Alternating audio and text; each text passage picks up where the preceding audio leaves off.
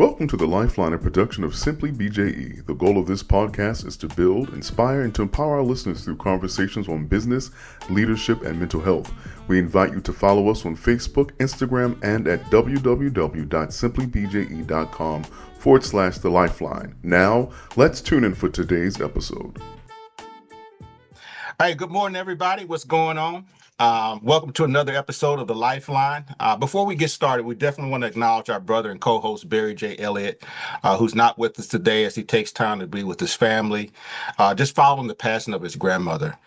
We're definitely lifting up Barry and his family in love and prayer. We just ask that you would join us in just praying for Barry and his family as they bereave the loss of his grandmother.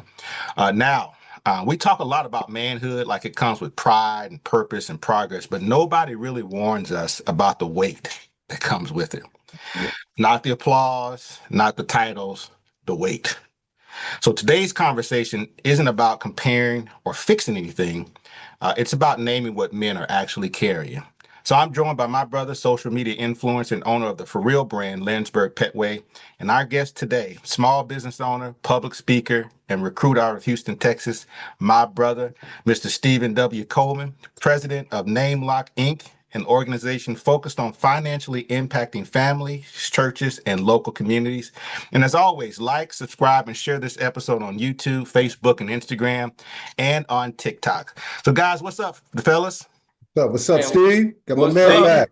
Welcome back. What's up? Good to see y'all. Good to be back, man. You know, they say all the time.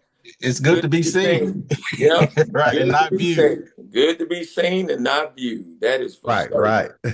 That's it. Man, I'm excited about this conversation, man. There's so many conversations about manhood and things of that nature, but, you know, I think this is a very, very important conversation. So, you know, I just think about it. When was the first time you guys just kind of thought like, man, nobody really prepared me for this? Wow, nobody prepared me.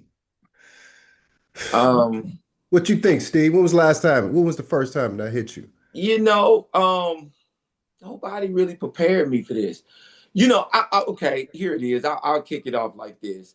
You know, I think we talked about this on one of the episodes. I think one of the episodes I was on about fatherhood. And, you know, my father prepared me for a lot of things, right? But there were certain things like marriage and even childhood, like not childhood, but child, you know, rearing, that even though he prepared me, I still had to go through it and experience it myself, even though I knew what he said and the advice that he gave me on, hey, son, when this happened, I'll put it like this. Remember, I don't know, growing up, we used to hear all of these sayings like just keep on living, right? And it's like, that's a form of preparation, but you don't really understand it until you actually get in it. And now you like, oh, I understand what they meant when they said, just keep on living. Right. And so I think that even though I was probably, let me take that back. Maybe I wasn't prepared, but I was made aware. How about that? How about that? But I don't think I was really ever prepared for everything, for life, for business, for, you know, the things that come at you. And I think that those things come pretty fast. And so you got to be able to deal with the weight of it all really as you go. You got what I mean? And so I don't know. I take that back. I think that my dad did a great job of making me aware, maybe not preparing, if that makes sense. Right. You know, I'm gonna piggyback on the fatherhood scenario because I didn't have a father, so I didn't know what it looked like. 1, 2, I didn't know how I was going to navigate through the conversations of advice for dating, and I kind of just always looked at it as what would I have wanted. And that's kind of how I parented. But another situation popped up was job loss. You know, when I lost my career that I had planned for, went to school for, had masters in, and all of a sudden just lost it. And at the same time, having a hip replacement and being an athlete, former athlete, always being able to navigate and move at a certain pace, running every day, when all of that stopped at the same time. I mean, I lost my job, was let go the same day I had a hip replacement, you know? So the same day. So I'm sitting on the porch, beautiful day, and the FedEx man jumps out. Hey, how you doing? And he hands me the FedEx, and my face had an expression that he was like, what's wrong? And I was like, I'm good. But I knew in that FedEx, it was my letter telling me that I was no longer employed. And I took a shower that day, and I was in the shower crying, fellas. Like, man, I've lost my job. I can't walk. And it was a position I was in where I wasn't prepared for. But as I was in that shower crying, just as you can hear my voice, I heard God say, I got you. Mm-hmm. And I'm like, what? I got you. And it was just like a daddy talking to his son, just tighten up. But I still wasn't prepared for it, had to find a job. I was on interviews with a cane. They was looking at me like, you want to be principal? You know, I said, I'll be okay. And then I had to pivot to a whole nother industry that I didn't know about, you know, at 46, mind you. So I wasn't prepared for that, you know, and God got me through it though. Well, Pettway, like going back to what you just said, because I mean that's a lot. You know what I mean? I mean, I've experienced job loss. As a matter of fact, I always say this. You know, the last day I worked on a job was January the 13th of 2003. You know what I mean? I that's like my that's my day to remember, right? And so, you know, I've been a full-time entrepreneur since. But you said something that was really key when you were like, hey, man, I just wasn't prepared for all of this happening at the same time. Right. And what I think what's crazy is we as men, I think we know, like I said, going back to what my dad has said, like, you know, he prepared me as much as he could, but there were just certain things that I experienced that he didn't experience. But we all know job loss is possible, you know, health is those things are possible. But it's like as men, sometimes we can think that we're invincible, right? Or like, oh man, that's not gonna happen to me, so I'm not going to worry about it, right? And so when it all hits you at the exact same time, you know, that's like man, that's a weight for the like that's a weight that you just that's unbearable. I mean, and I'm gonna ask this question because hey, we in this moment. You know, what are some of the things? Obviously, you sat in the shower, you prayed, and you went into action. Right. But did you still feel the emotional weight of it? Yeah. I mean, now here's the other side of the coin. The person that fired me was a father figure. The person that let me go was somebody that I trusted, somebody that was a spiritual leader. So it was like cutting down to the bone, you know, and it was done very deceitfully. I got to keep it for real. It was done very quietly. So I was very hurt, you know what I mean? And then to be honest, there was a period in which I couldn't find anything. So I started questioning myself, like, what's going on? And not questioning God, continuing to pray to God, but very, very prayerful. And God took the word faith and put it into action. Where I really had to trust him. You know, some people are like, how you doing? I'm trusting, believing God, but you got 100,000 in the bank. You know, you got a good job. The wife everything is good. But when your account is negative and you on a bridge card and your wife is holding it down and you picking up the kids and you cooking, but you still trusting. I had to sell my car to make a mortgage payment, dog. Wow. I mean, I'm a very transparent person.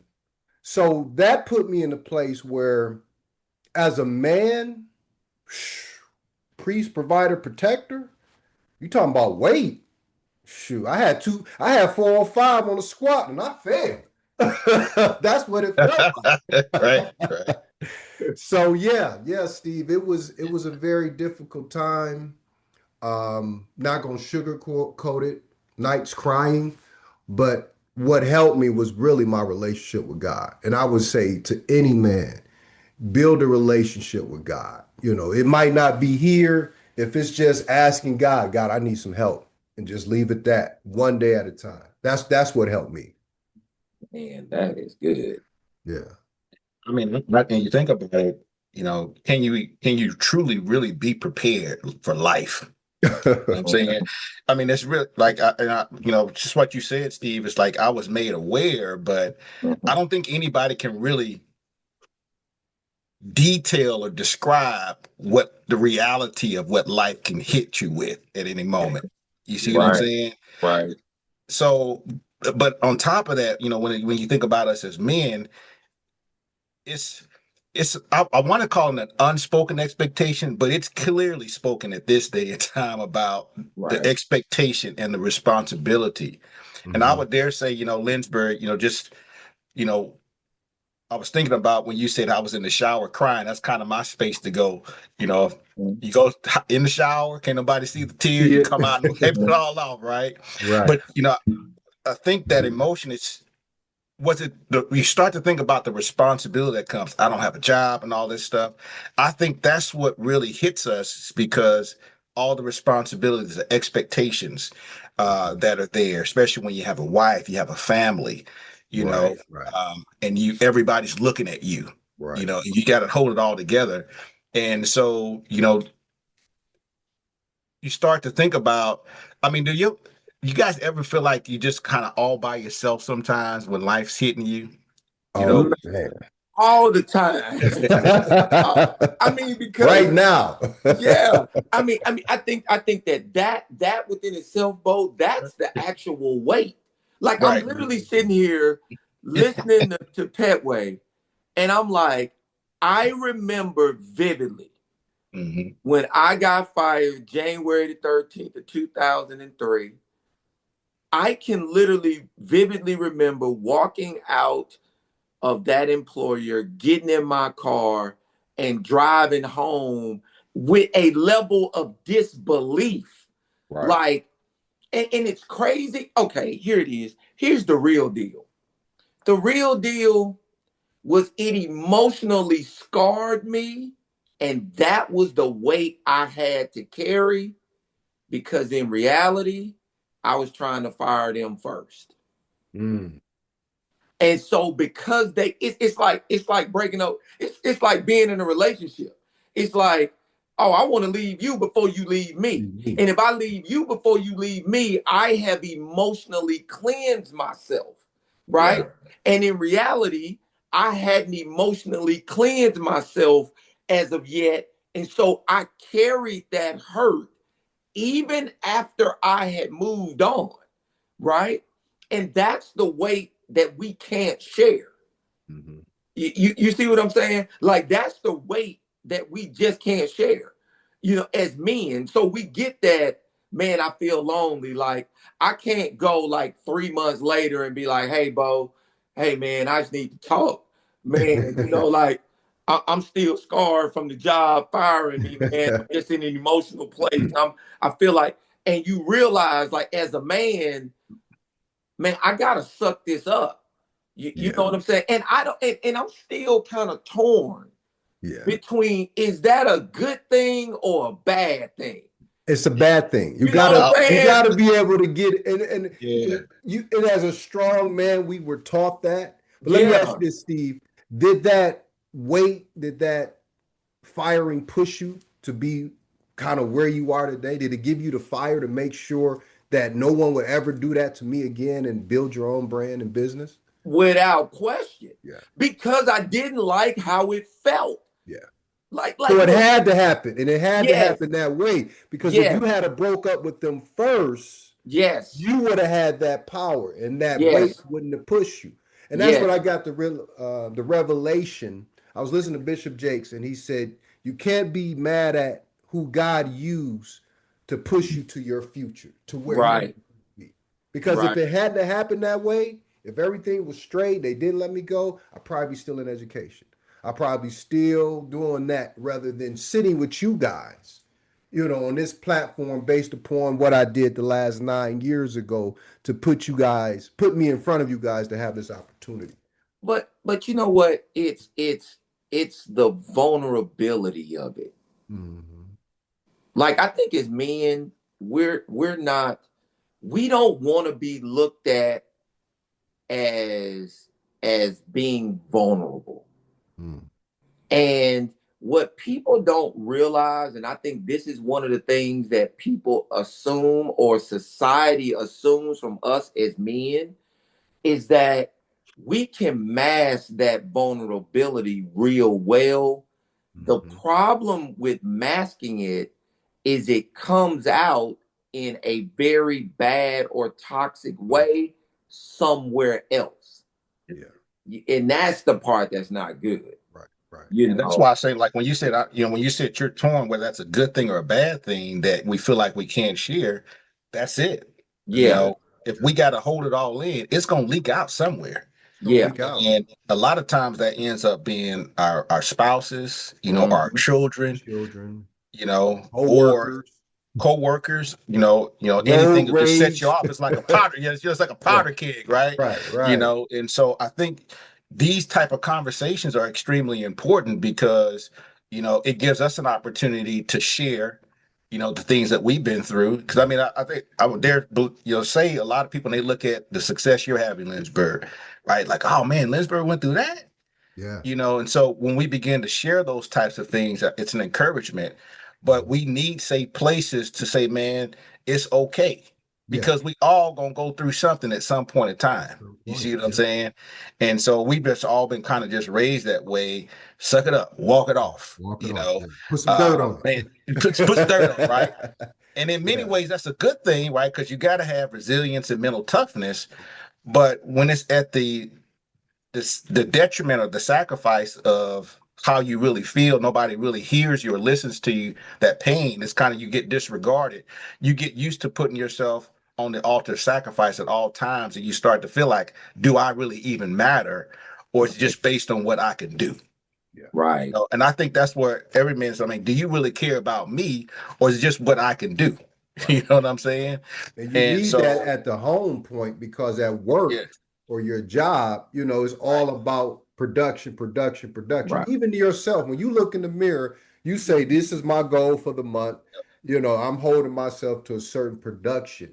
So you need those places. I can honestly say, since joining the podcast over a year and a half ago, these brothers have given me a space to communicate. And I would employ, charge, beseech any brother out there, find you a crew. You know, I got another crew I work out with in the morning, ages from 19 to 60. So the 19-year-old is pulling off our wisdom. We got a 35-year in there. You got a 40-year-old. But you can, I can release certain things. And as men, we need that, because I can remember the last time I was really hurting, and somebody said, man, how you feeling? I'm good. You know what I mean? I'm good. And really inside, you really want to be dog. Oh, this is happening to me. Yeah. Right. But if you do it to the wrong, man, what's wrong with you, man? This dude's soft in the mud, man. Better tighten up. Right. But when you have the right people around you, like I can call both, press some things with both, Barry. And I'm developing a relationship with Steve. They give me different perspectives. So I would employ any brother out there that's listening to us to find you somebody or a crew, or at least one person that you can confide in. Yeah. That's good. Because I was thinking about, I was reading this book. I want to say it's a book by G.S. Youngblood. It's called The Masculine Relationship. I think that's the book. I may be misquoting it. But anyway, the point is, one of the things it was talking about, you know, to really develop a healthy masculinity is you got to be able to spend some time alone where there's no demands. That's one. And then you need to be able to hang around other brothers or other men where there's just no demands, where you can just be you. You know what I mean? And so that's a very, very important part, I believe, of staying healthy, in our emotions and our mental state. And even, and just in our physical state, because we know about stress, how that can impact our health and stuff like that. So, it's vitally important, I believe, that we have those spaces to where there's no demands. We can just be. Right. It's not about what we do. We can just be. But I wanted to ask, since we were talking about kind of hiding, like, what are some things, and maybe we're already starting to talk about some of those things, but like, what part of the waste do we not feel comfortable sharing publicly, and why is that? I would say, I honestly would say we don't want to really share anything. And I think that's that's the reality. It's that vulnerability word, right? It's what you just said. Yep. You go to a brother, you're like, man, how you doing? You be like, we're trained as men with the exact same response. Yep. I'm good. Oh man, I'm good. Straight. My saying is, man, same old soup just warmed up. Right? It's like everything is the same. And in reality, nothing is the same. It's either getting better or it's getting worse. Right. Nothing is the same. Yeah. And that also holds true to our relationships. That also holds true to us financially.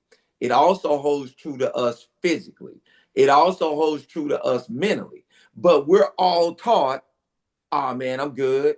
Mm-hmm. And then we're afraid. I think that, and going back to what both of you said, that's the reason why having a group of men in your life that you can really talk to and be vulnerable with, right? Because we've always been told, man, somebody is going to take your weakness and they are going to turn it against you. Mm-hmm. And that's okay. In society, that might be true, right? Yeah. But it's not true in all cases, which is the reason why you got to be around a group of brothers that you can be vulnerable with.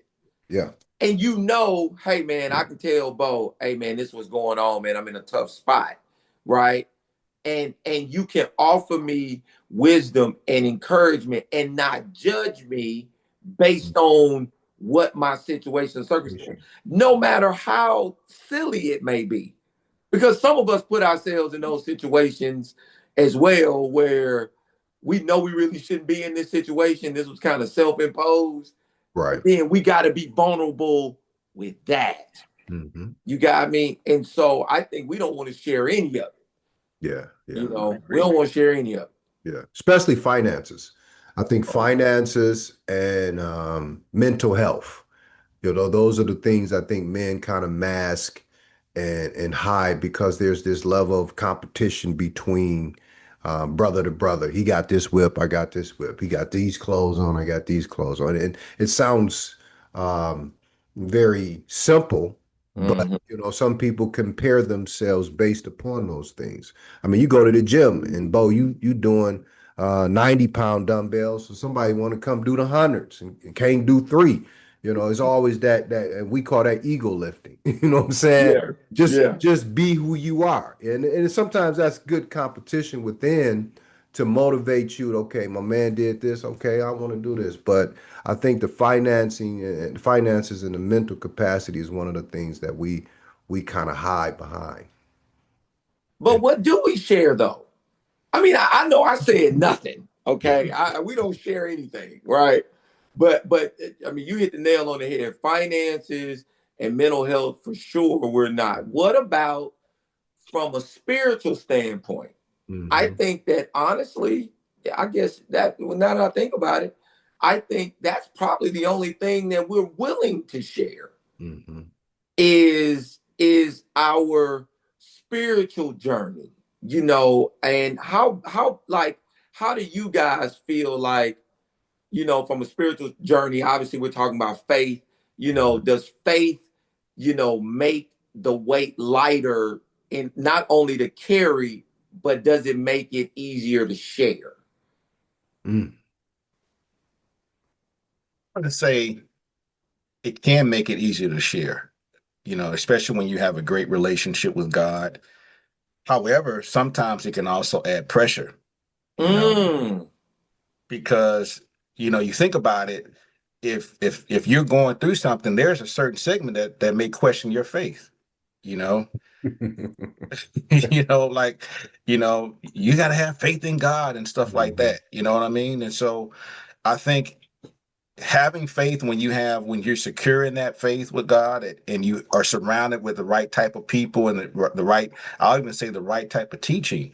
Yeah, it can make it easier, to carry the weight. But, if you start listening to the wrong voices, man, it can make you seem like, man, you ain't saved. That Right. like your faith is, and everybody, if we're really being, very transparent and frank about it, we're all have been through something, but we have this pressure to make it look like it's all good.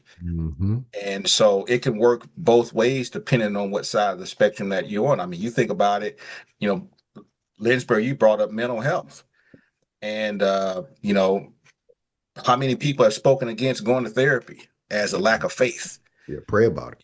You know what I'm saying? Or you're going through something mentally or psychologically, right? And, oh, that's just a demon. You need to get that thing cast out. You know what I'm saying?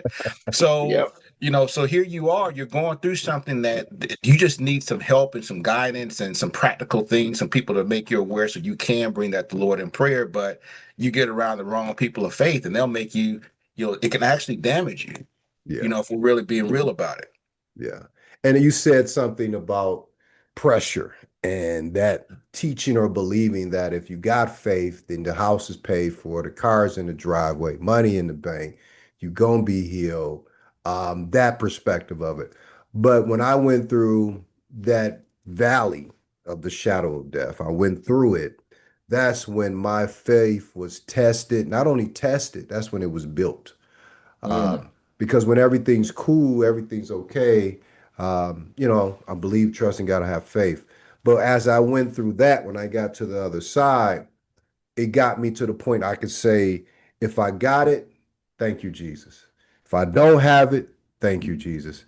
If I'm trying to get it, thank you, Jesus. It gave me a balance. And as Steve said, that's the one thing we can kind of hold on as a lifeline, because if you're going through something and you challenge a brother, say, man, I'm just trusting God, having faith in God. If you got the money and everything's good, hey, man, my faith has brought me to this point. So I think that's the one consistent thing. But keeping it for real, that's what got me through. And still to this day, I mean, there's still been challenges. With success comes heat. With success comes hate. And when you black and ball in an industry that's white and tall, it's a different perspective. So when you go through it, I'm still leaning on that faith, Oh man, I'm using that one. Yeah, that's good. I'm using that one. When you're black and bald and they white and tall. That was good right there. That was good. So faith is the substance, Right. That's what it is. Right. But it makes me think about, because the Bible talks about the testing of your faith. Yeah. So, I was looking for that.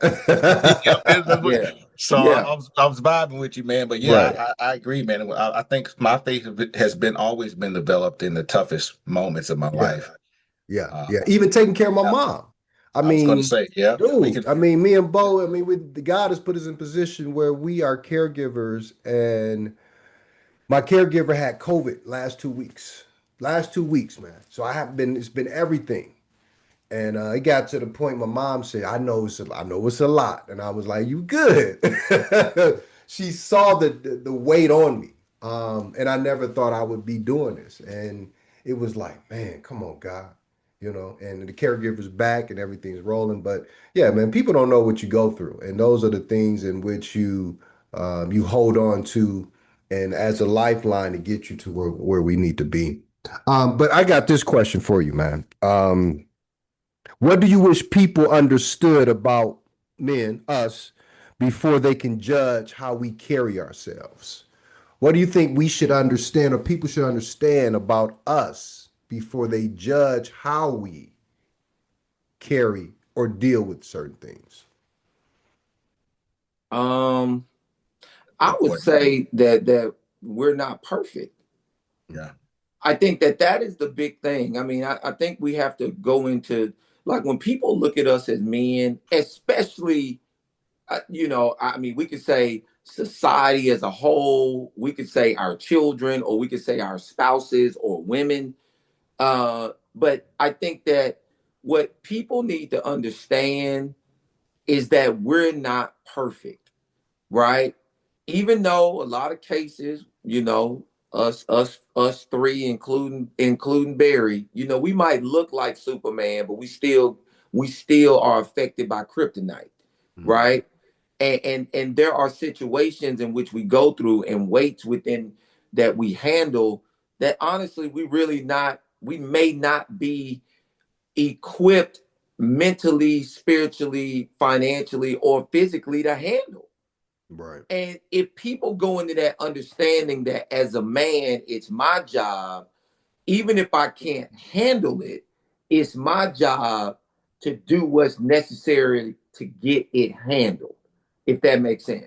Yeah. Right. And so we're expected to be able to make those decisions and do the right things, even if it's not done by us. Yeah. But we're not perfect. We're just not. And I know we can put ourselves in those positions where, and I think that this is we say we want this pressure, but in reality we really don't. But we want everyone to look at us like, I'm the man, I got it. And then when they give it to us, you know what I mean? Sometimes we're like, whoa. This one, I really can't handle this one. But once again, we're in that place now. I can't show the vulnerability, so I got to fix it. Or I got to find a way to get it done. But I just think what needs to be understood is we're not perfect. We're just not. We have feelings. Men have feelings too. Yeah. And when society realizes that we're not robots, which means I don't think we got to stop carrying ourselves as such. You know what I mean? Like we just this hardcore, we got everything together. And in reality, man, we need love too, but we're definitely not perfect. Agree with that. I would agree with that. I mean, I think people need to realize that, even those of us who look like we have it figured out, we're figuring it out on the fly. You know what I mean? Yep. You know what I'm saying? So, we have those moments, where you're in the shower, or you go park in the park somewhere and you just kind of like, man, try to get it together and just trying to feel your way through some things. Right. And, but each of us has our journey. Right. And we've all had the things that we've been through. Like you said, Steve, that we're not perfect. We may be strong, we may be resilient, but we still have things that we're working through. And even when you look at most superheroes, they also had help. They also needed rest. You think about Superman. How often did Superman go to that ice cave and he had to get it together, and get some rest? So Batman has Robin. So, even superheroes that wear capes still need help and they still have struggles that they go through. And it's just kind of, when you look at us, we're actual humans. This is real life. That that we are emotional, even though we've been taught not to have them. We are emotional. We just haven't been taught how to better manage them. Like Steve said, I can underscore that. We need love too. We need to be seen. We need to be heard. It just made me think about the young man from LSU who was falsely accused. And Right. a whole narrative was created. And I can only imagine what that brother was feeling like, was like, nobody's listening to me. Yeah. And now everybody's got this picture created of me that I'm one thing and I'm really not. Right. And brother just, lost hope. or whatever Yes. the case may be. And so there are many, when you think about manhood, the suicide rates and things that you see, especially in our community, um, that lets us know that we need safe places. We need places where we can talk to. We need spaces to where we can be seen and heard and not be judged, as Steve said, as weak or, called a punk or something like that, or sissy, if you will. So, so I think it's very important that other men would be honest about their struggles. Really be honest and know when there's moments where you need to challenge the brother, but there's other moments where you have to just kind of take a step back and say, hey, man, it's going to be okay. Yeah. And sometimes we need to hear that ourselves.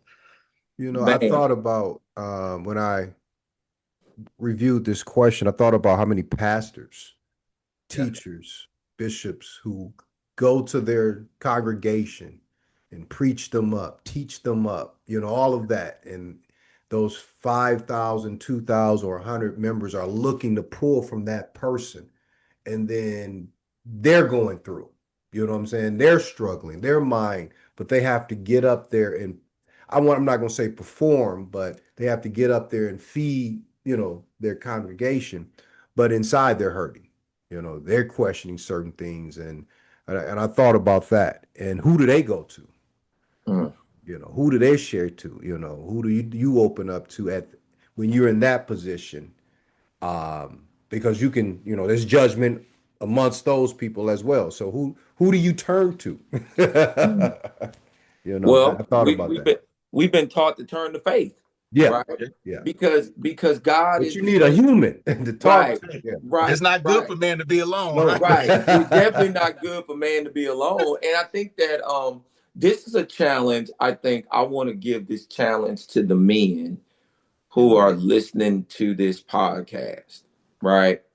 And my challenge is to recognize, because we know what it looks like, recognize when you have a brother that or he's showing signs that he's dealing.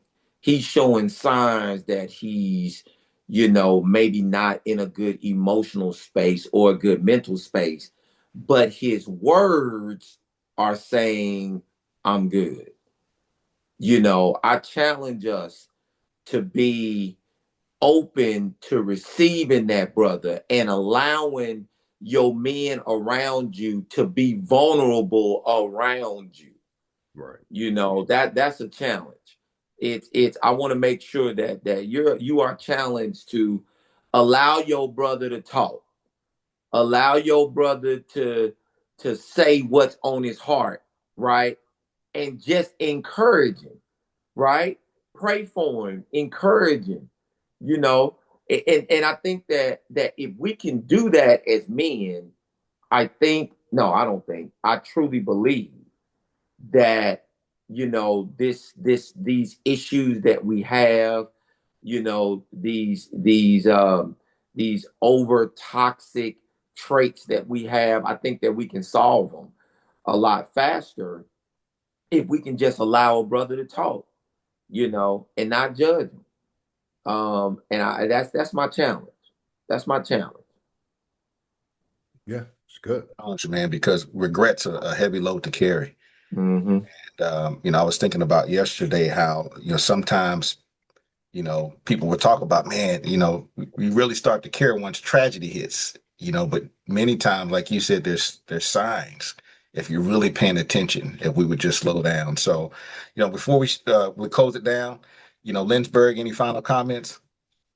I would piggyback on what Steve just said and what I mentioned earlier. Find your crew, find you someone that you can open up to, share things with, and build that relationship with God. One small brick at a time. That would be my go-to. I just want to remind people that, there is a hotline out there. It's 988 Suicide and Crisis Hotline. That's a free service. We're certainly not necessarily endorsing, but just letting you know, there is a hotline, there are resources available for you, that, if you don't have anybody, that there's always someone to talk with, but you can even reach out to us here on the Lifeline, and we're going to share our information. But before we close out, we do have our guest today. Even though we're talking as brothers, Steve, man, we want you to give everybody an opportunity to connect with you. Let them know what you do, how they can find you, how they can take advantage of your services, man, before we shut down the podcast today.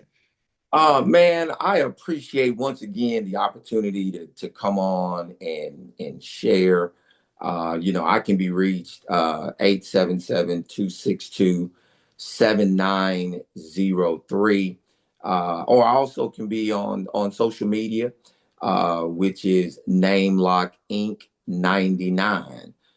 So I can be reached on social media, or I can be reached at that 800 number.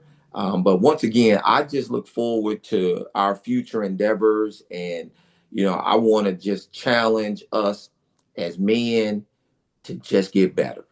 All right, let's just get better. Well, as we close this out, I want to remind everyone, the weight doesn't mean you're weak. Most of the time, it just means you're responsible and human. So this concludes another episode of The Lifeline with your host, Barry J. Elliott, Lindsberg, Pettway, and yours truly, Bo Powell, along with our guest, Steven W. Coleman. Don't forget to visit us at www.simplybje.com/The Lifeline and subscribe on YouTube, Facebook, Instagram, and now TikTok.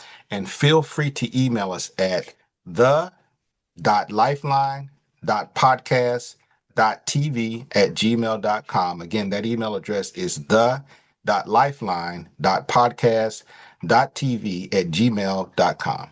We're on a mission to bring light and life into the places people don't always talk about. So stay with us, join the conversation, and let us hear from you, because the Lifeline exists to speak life into your life. Y'all take care. Thank you for listening to today's episode with host, business expert, and life coach Bo Powell, social media influencer and entrepreneur Lindsberg Pettway, and leadership coach and mental health advocate Barry J. Elliott. Join us next week for another impactful conversation on The Lifeline. God bless.